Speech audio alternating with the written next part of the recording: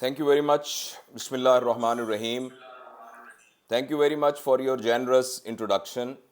And usually when introduction is so generous, it puts a lot of pressure on the speaker because our real self is always smaller than our projected self.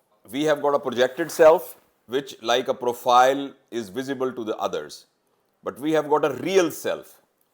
And a person is very wise if he tries to keep his real self very close to his projected self. While he does so, he remains comfortable and people around them are also very comfortable and he is very effective as well. Anyway, thank you very much. It's really a great honor to be here and talking to you. I wish I could come in person, but thanks to Corona has given us so many bad things, but has taught us to some new things as well. And this distant learning is actually one of them. Now, the topic which was highlighted by our colleague who introduced it is the balance between aspirations and the capabilities. If we go by the book definition, Oxford Dictionary says, aspiration is the desire or wish to do anything. So, the central word in this topic is aspiration. If aspiration is correct, if aspiration is realistic, if aspiration is purposeful, then obviously we can just talk about matching it with our capabilities. So in this limited time, I would like to further elaborate what type of aspirations we can have and how humans are capable of having aspirations, so that we can then really understand that how we can match them with our capabilities. See, a person has an aspiration that depends upon the level at which a person has placed himself. In order to understand, arbitrarily we can say that our aspirations can be at body level, they can be at heart level, and they can be at spirit level. Now, body level aspirations mean that whatever we want to achieve, whatever we want to have, and whatever we strive for is going to yield us something which is for our body. For example, I want a comfortable dress. I want a good branded dress. I want a good food. I want a comfortable house. I want a beautiful and a luxurious and a branded vehicle. And I want a property. I want a good job. I want, recreation. I want holidays. Now, all these aspirations are related to our body. And there is no harm in it. Obviously, no one is saying that when I'll be talking about aspirations at body level or aspiration at heart level or aspiration at spirit level, one is superior than other. I'm not saying it. But what I'm going to tell you is that if, for example, our aspirations are completely related to body, then there are certain very obvious effects which we have to face. And these effects are that we will always be in a state of competition. There is a possibility of a jealousy. There is possibility of possessiveness, over possessiveness. There is a possibility of a continuous anxiety. And there is also a possibility of disturbed relations and at times amounting to litigation. If our desires and our aspirations are just revolving around the body, these are the obvious outcomes which are going to happen. Although some good things will also happen, that our life will be comfortable. But please remember, comfort cannot be equated with happiness. Happiness is something different and comfort is something different.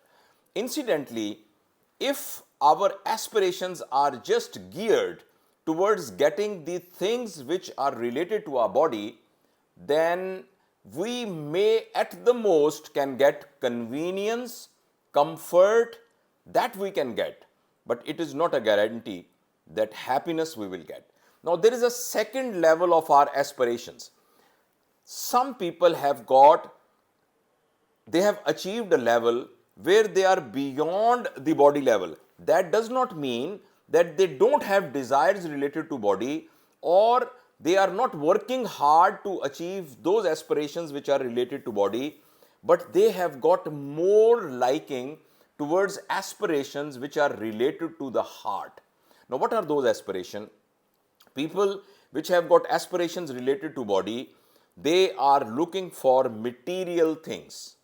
They are looking for gain which can be bought by money and which can be snatched from them, whereas people whose aspirations are at the heart level, they are aspiring for those things which money cannot buy. They will be talking more about morality. They will be talking about ethics.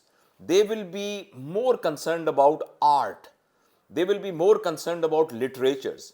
For them, relations will be more important than material.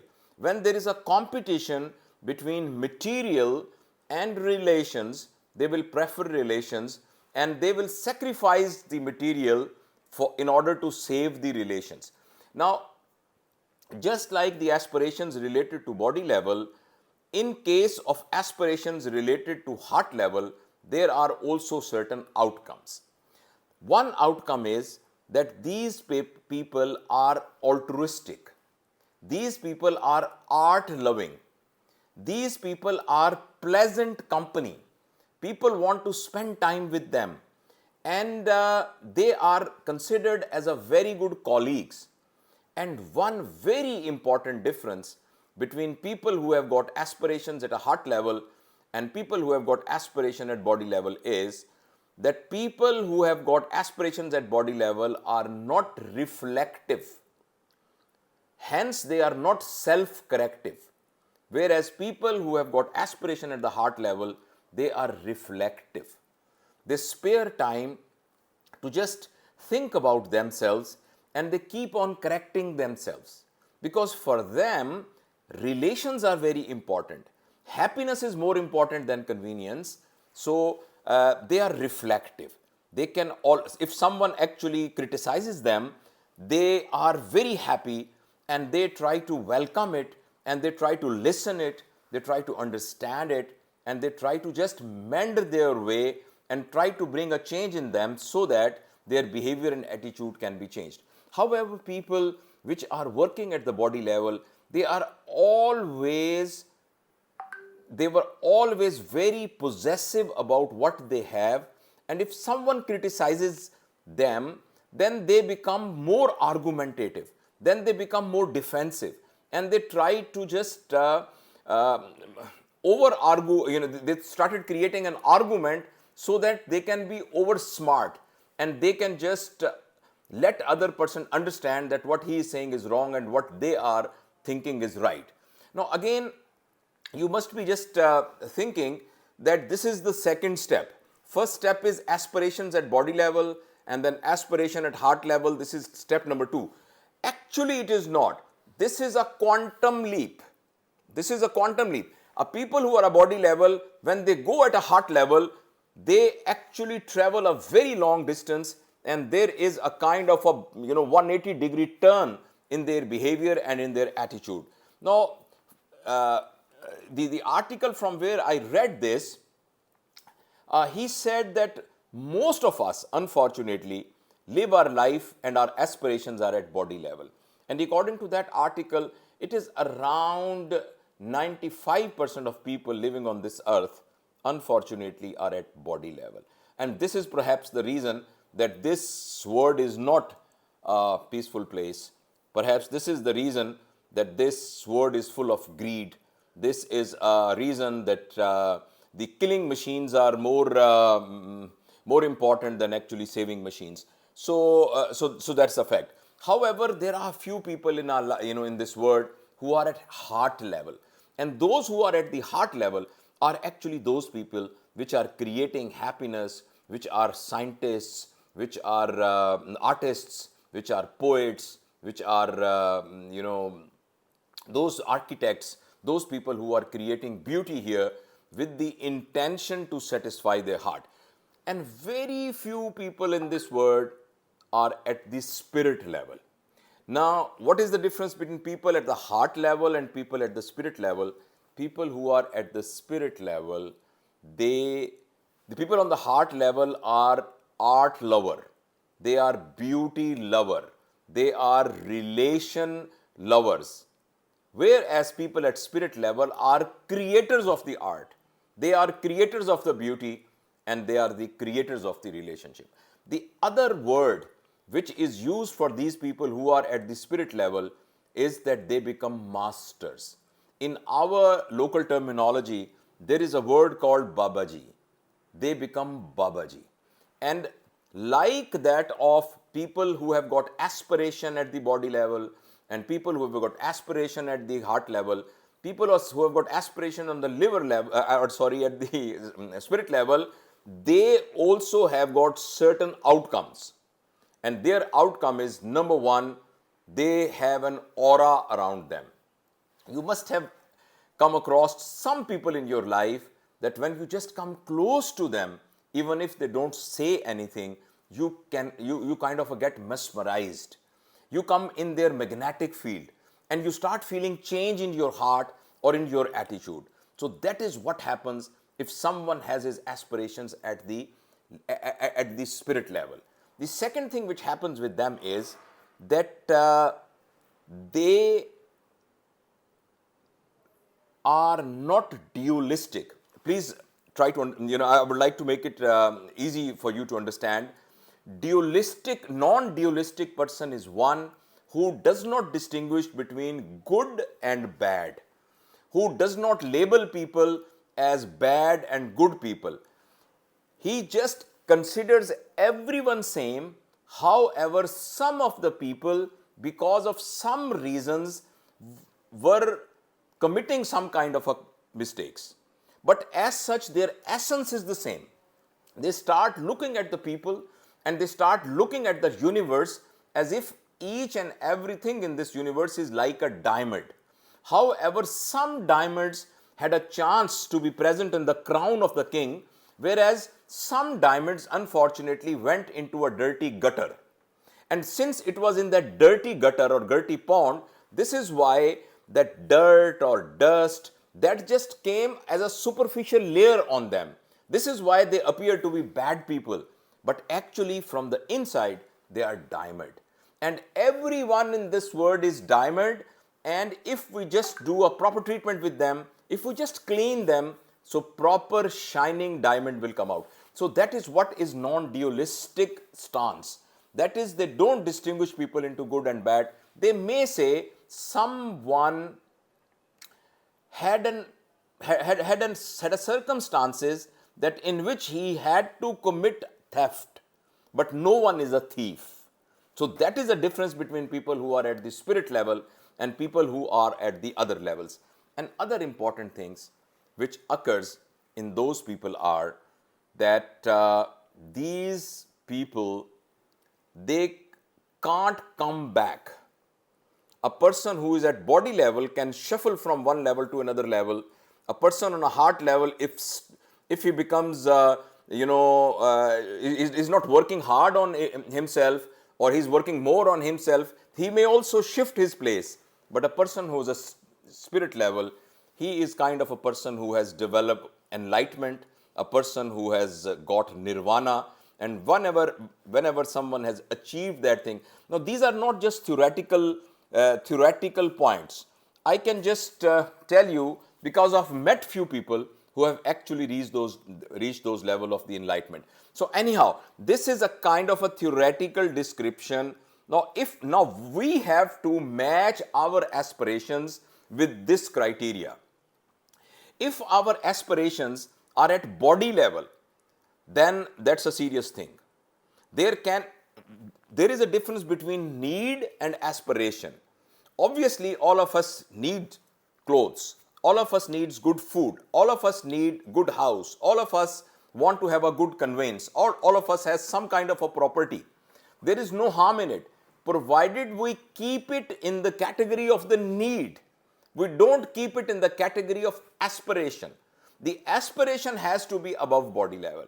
If our aspirations are just on the body level, then we are bound to become anxiety prone, depression prone, and uncomfortable.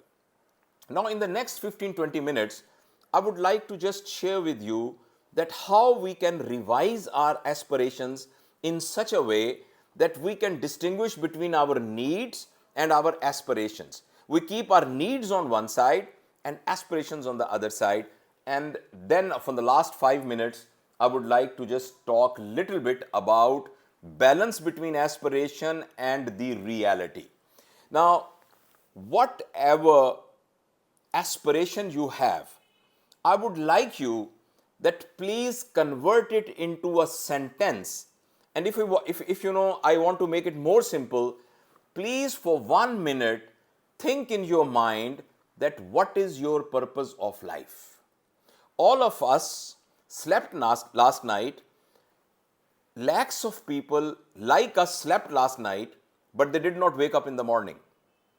We are the fortunate ones who woke up in the morning healthy and hale. Now, why we were given one more day? I would like you to please think about this, and for the next 15 seconds, I will not talk, I'll be silent. You try to phrase a sentence in your mind which should depict that what is your purpose of life. And then I'll tell you a yardstick to match that sentence with that yardstick. If that sentence matches with that yardstick, then our aspirations are beyond body level. And these aspirations are going to give us not only happiness, but a sense of bliss and sense of usefulness. But if unfortunately the purpose of life which we have devised is at the body level, then we will remain frustrated, if not frustrated, at least tense. So time starts now. I'm going to be silent for 15 seconds. Please make a sentence in your mind. The topic of the sentence is, what is my purpose of life?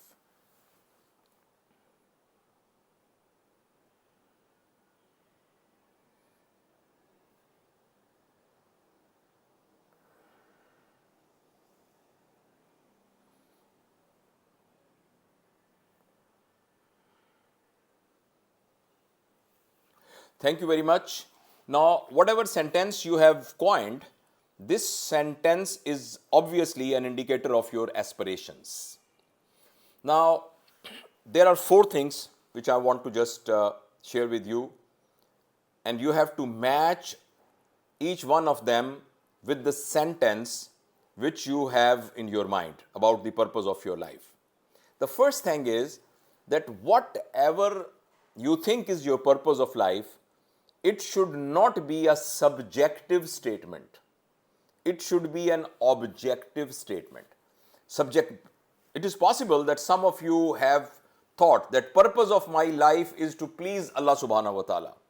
Maybe someone out of you have thought that my purpose of life is to serve the humanity. Now, these are all subjective statements. Subjective statements means that you only know what does it mean. But the purpose of life or the aspirations you have, it has to be an objective statement.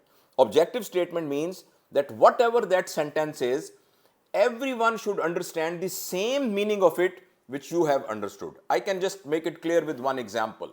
For example, if I say, I want to reduce my weight, this is a subjective statement. Only I know what I'm going to do. So this is not a purpose statement. If I want to convert into a purpose statement, it has to be objective, which means I will walk 4 kilometers a day. I will spend 30 minutes in gym. I will not take fizzy drinks. Now, these things, if I say, they are objective statements, and each one of us can understand what do I mean by that. So I will just request that if your statement was already objective, it is fine, fair enough. If it was not objective, please convert it into some kind of an objective statement. This is one. The second yardstick is whatever purpose or aspiration of life you have decided for yourself, it should not be your need. If it is your need, then it is not your purpose. And again, I am saying there is no harm in having needs. If your need is that each one of you should have his personal helicopter, I have no problem with it. If your real need is that you must have one house in every city of Pakistan, if it is really your need, then there is no problem with it. But you cannot call it your purpose. So please, if the statement you have coined and decided is already one which is not your need, we are good enough. But if it is your need, then please you have to revise it. Because if it is your need, it is still at the body level. It should not be your need. This is true. Now the third yardstick is that whatever purpose or aspiration you have decided for yourself, it should not be time bound. You can't say that by the year 2030 I want to have this. Because if someone says that I want to have this by the year 2030, and if he achieves it at 31st of December 2030, that on 1st of January he should die. Because now his purpose is achieved. Now your purpose has to be something which is not time bound. If you want to have an examples, I can give you an example, the greatest example on the history, example of life of Hazrat Muhammad sallallahu alaihi wasallam. Purpose of his life was, aspiration of his life was to take the message of Allah subhanahu wa ta'ala to the last man which is born on this earth. So this is not time bound. If you want to have some more examples, Abdul Sattar Idi was one. His purpose of life continued even after his death. Similarly, there can be thousands of more examples where people have their objectives and aspirations, and that did not end when their physical death occurred, rather it continued. So please, let me say it again.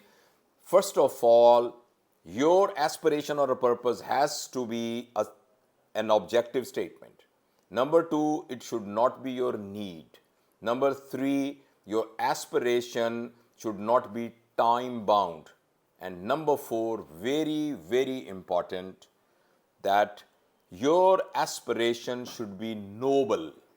Noble by definition is that when you work hard and strive to fulfill your aspiration, whatever yield you have, that the beneficiaries of that yield should be people other than yourself, your spouse, and your children.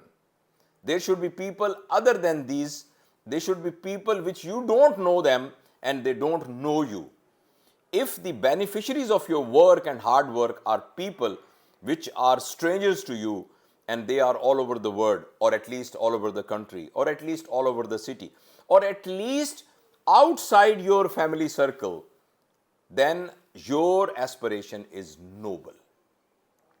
So if we do that, that means we are living beyond body level and at least we are at the heart level. Now that is about aspirations. I cannot tell you what should be your aspiration. I cannot tell you what is your purpose of life, what should be your purpose of life, because it is your life. Only you have to decide that what should be your purpose of life. But these are literature based and also described by elders. These are the four criteria. If your aspiration and your purpose of life does not match with them, then this is a trouble. Now, I was asked to talk 30 minutes, so 4 minutes are left. Now, I would just talk about how to match with other strategy. We can have a very high aspiration. We can have an aspiration which has got a global impact. We can have aspiration. We can have an aspiration which has got not only global but universal or even cosmic effect. But then we have to be realistic and we have to match with our capabilities. Now, in order to match our capabilities, or when we have an aspiration, can I have a pen please? When we have an aspiration, how we should just start fulfilling that aspiration. For that, I would like to just give you an equation. That equation is that change you with, can you hear me please? There is some connection problem, please indicate. Some of the organizers, can you hear me please?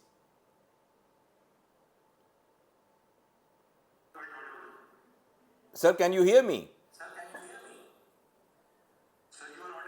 Oh, thank you very much. Now, if we want to have a change, please remember this equation. I know whether you can see it or not. C is equal to D multiplied by V multiplied by F. D, V and F. D is dissatisfaction on the present situation. Whenever we have any aspiration, whenever we want to achieve anything, please remember, if we are in status quo, if we are satisfied on the present situation, then we will not be able to start that activity which is going to fulfill our aspiration. So we must have a dissatisfaction on the present situation. In other words, we should not be happy about the status quo. If we are unhappy or dissatisfied, then this is the first prerequisite to start something to fulfill our aspiration. The second thing is V, which is vision. It is not enough to just have an aspiration. We must have a vision also. We must have a strategy also. We must have a right technique. We must have relations with the right people. We must look for the areas from where we can get the resources. We must look for the connections which are needed, and we must look for the right knowledge for that. This is what is called vision, right? So we have to be dissatisfied on the present situation. And number two, we must have all the prerequisites, which are skills required for that, knowledge required for that, connections required for that, funding required for that, and other abilities and circumstances required for that in order to fulfill the aspiration. And the third thing is F. And perhaps this is the most important thing. F stands for the desire to take the first step. So if, for example, I want to reduce my weight, I should have dissatisfaction on my present situation. I must have a full strategy, and I should start doing it now. If we just postpone it tomorrow, then please remember, tomorrow never comes. So the first step to start and to initiate is the most important thing in order to fulfill the aspiration. So fulfilling of the aspiration requires D multiplied by V multiplied by F. Now, whatever I have talked, I would like to just summarize in 1 minute, and then perhaps we can have some questions answers after that. What I said today is, it is very important for all of us to have aspirations that distinguish us from animals. Animals have needs and they have very little desires. Their life is governed around the needs only. This is why it is very calculated, and it is required, it is actually revolving around their body needs as well. This is why it is very calculated and very predictable. Whereas humans have got body, have intellect, emotions and spirituality. Because of these three faculties, humans have aspirations. Aspirations are actually something which we want to achieve larger than life. And since humans were capable of doing something larger than life, this is why they have become different from all animals, and they have been responsible for all the development on this planet and even outside this planet.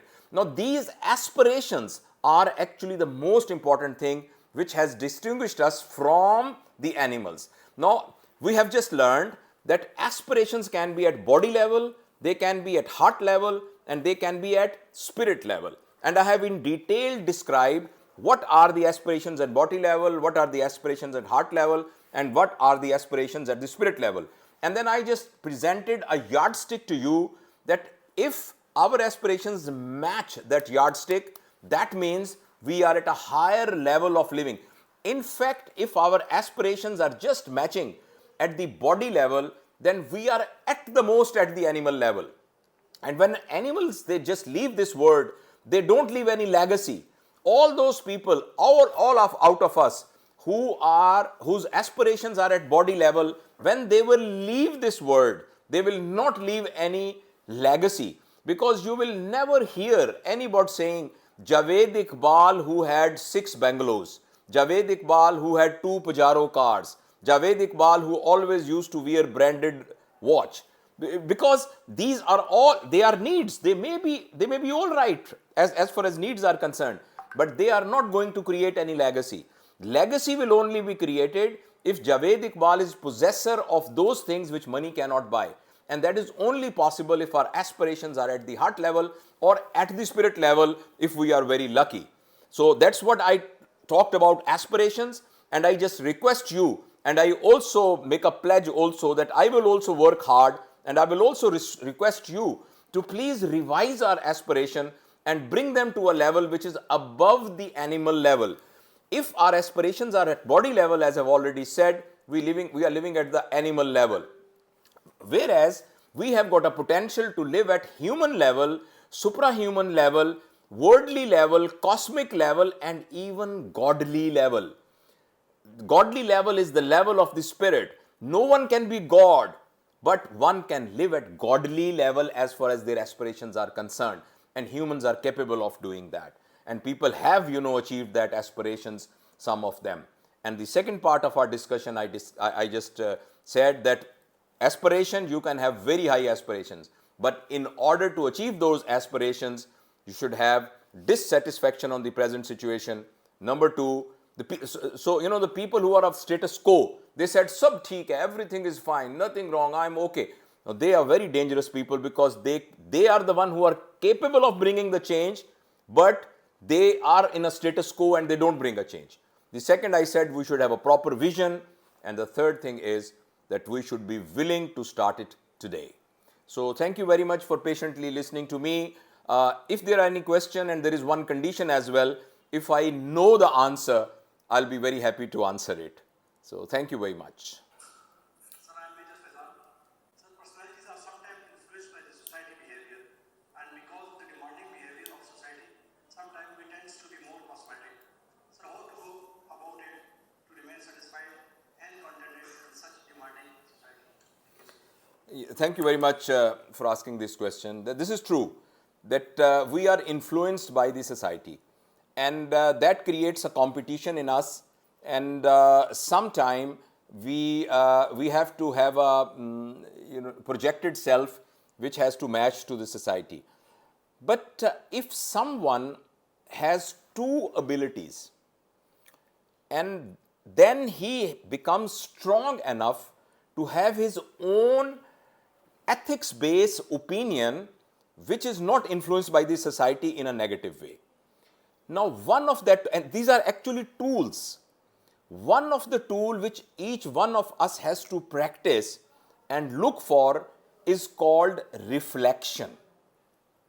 Reflection means, practically speaking, that daily, if we spare minimum of half an hour sitting silent, I'm not telling you some spiritual activity, I'm not telling you some kind of a parascience activity or some kind of a metaphysical activity. Just scientifically talking, if we just sit still and just think about ourselves and just try to understand our own personality, try to understand what are good in us and what are not so good in us, what are the areas where we are weak, what are the areas where we have to improve. Just daily for 30 minutes. This is something some of us has never done in our life. Some of us unfortunately has never done in our life is self-reflection. Self-reflection is one of a very strong tool which makes us strong for inside, and whatever decision we have to make, that decision is always ethics based, morality based, and based on reality. If we start doing it, again, I am not just reading out a paragraph from a self-help book. I'm just saying it on the basis of my personal experience. So this is why, I authenticated with my personal experience and also experience of some of my great friends and elders, that if we start doing this simple thing, this will give you such a power that whenever a societal pressure will come to you, you will have actually a lens, a positive lens to see through it and then to decide whether that influence has to be accepted or not. This is an internal tool. There is another external tool which further augments our ability to be strong from inside, and that is called corrective feedback. If someone just says me, Javed, you are very greedy person. Now the obvious and apparent result of this statement will be that I'll become defensive, I will start arguing with him, and I will start proving him that no, I am not greedy person. I am a very generous person. And it is also possible that while doing it, I became rash, I become rough, and I even start spoiling my relation with that person, and for rest of the life I become against him. But a person who develops a tool of corrective feedback, if someone criticizes him, he will say, like in this example, if someone says, Javed, you are very greedy, if I am a person who has a skill of corrective feedback, I'll just ask him, look, this is something which is very strong statement. Can you spare few minutes and please explain to me that how you reach this conclusion that I am a greedy person? Because I want to learn it and I want to really assess myself. No, see the difference between these two. If I become more argumentative, if I become, kind of harsh with him or try to produce a counter argument, then I'm going to lose my relation with him. But if I'll just ask him, request him that please further explain it, this will result into two possible things.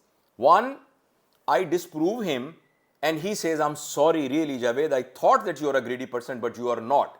Or he convinces me, then I should be very grateful for him, because it is because of him that I realize that I'm a greedy person and now I have a chance to change myself. Even, whatever is the outcome, there will be one very obvious conclusion, and that will be, we will be lifelong friends. So I don't know whether I have satisfied your question, but summary of my answer will be, we must make ourselves strong enough by having these two tools. And these tools are learnable tools by practice. Number one, self-reflection. Number two, corrective feedback. And one is internal, one is external. And if we are capable of doing that, we become very strong, that we start influencing the society instead of society influencing us. It reminds me one of the words of Allama Iqbal, कि काफिर की है पहचान कि अफलाक में गुम है, मोमिन की है पहचान कि गुम उसमें है अफलाक. Sir, my question is that most of the time we hear that we should be satisfied and contented whatever we have. Then we can live a happy life. Sir, you said to achieve the aspiration, the first thing, we should not be satisfied with the status quo. So, sir, if the aspiration is not time bound, the person will live his life throughout dissatisfied. Sir, your comments, please. Thank you very much for bringing this point up. See, This is why I have divided our aspirations at body level, at heart level, and spirit level. Now, the statement of our elders about remaining satisfied is actually for our aspirations at body level, which means whatever has been given to us, in order to meet the requirements of a body, we should be satisfied about it, right? And as far as our aspiration about heart level and spirit level, then please look at the life of prophets. Look at the life of Sahaba Karam. Look at the life of those revolutionary peoples who had missions in their life. At the brain level, they were very calm. They made a strategy. But at a heart level, they were very uncomfortable. All the time, they had got emotions. All the time, they had enthusiasm to bring the change. So, this statement that we should be thankful and grateful and be satisfied on status quo does not contradict our statement that we should have a dissatisfaction about our aspirations, because the first statement is related to our body needs and the second statement is related to our larger than life needs. For our larger than life needs, we should be dissatisfied, and for our body needs, we should remain satisfied.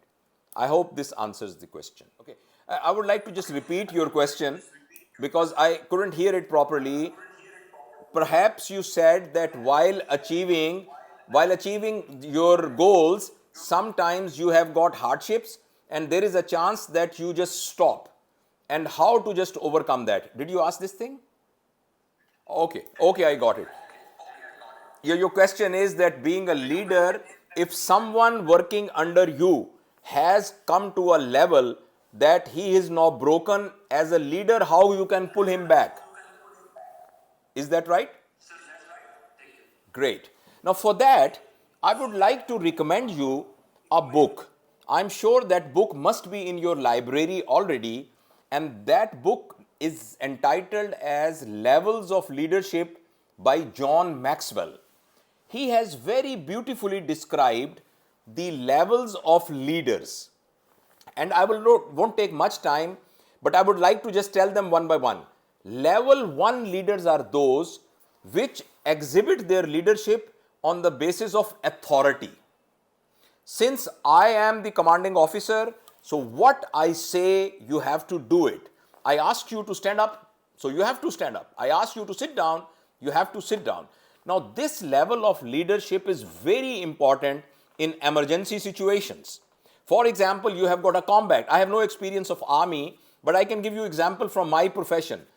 Couple of years back, there was an oil tanker near Bahawalpur which caught fire, and we had about 800 emergencies rushing to the hospital, Bahawal Victoria Hospital in Bahawalpur. I was the in charge at that time, head of surgical department. So at that time, my leadership was an authoritative leadership.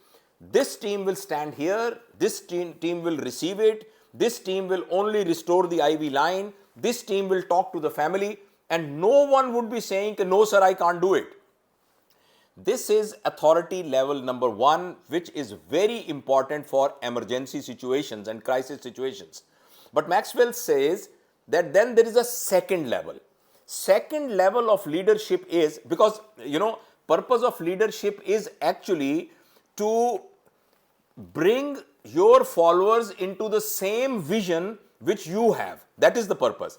Now, the second level of leadership is when you lead by example. For example, if I ask that everyone should come at 8 o'clock, then my followers should say that he asks us to come at 8 o'clock, but he himself comes 7:45.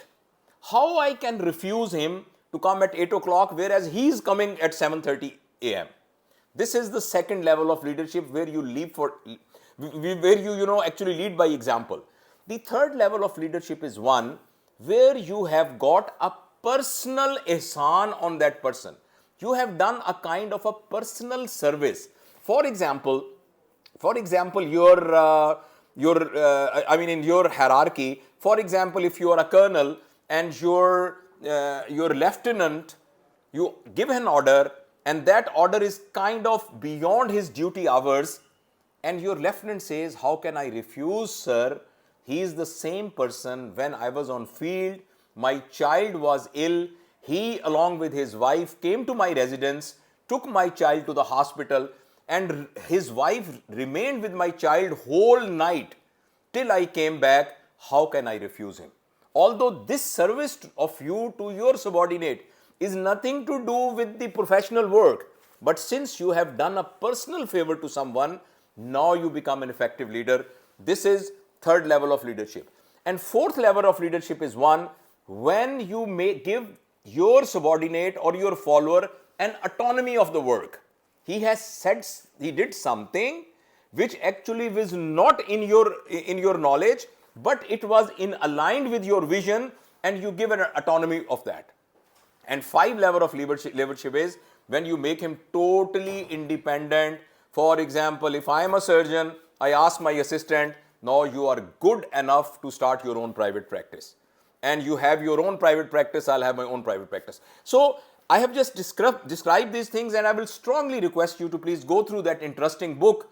It has got forms as well, which you fill, and you can actually check what level of leadership you have. But coming back to answer to your question is that when someone in your team has come to a broken point, then you have to raise your level of leadership from just using your authority to actually going to level 2, level 3, level 4 and level 5. So in this brief time, only this much I can tell. I will strongly request you to please go through that book.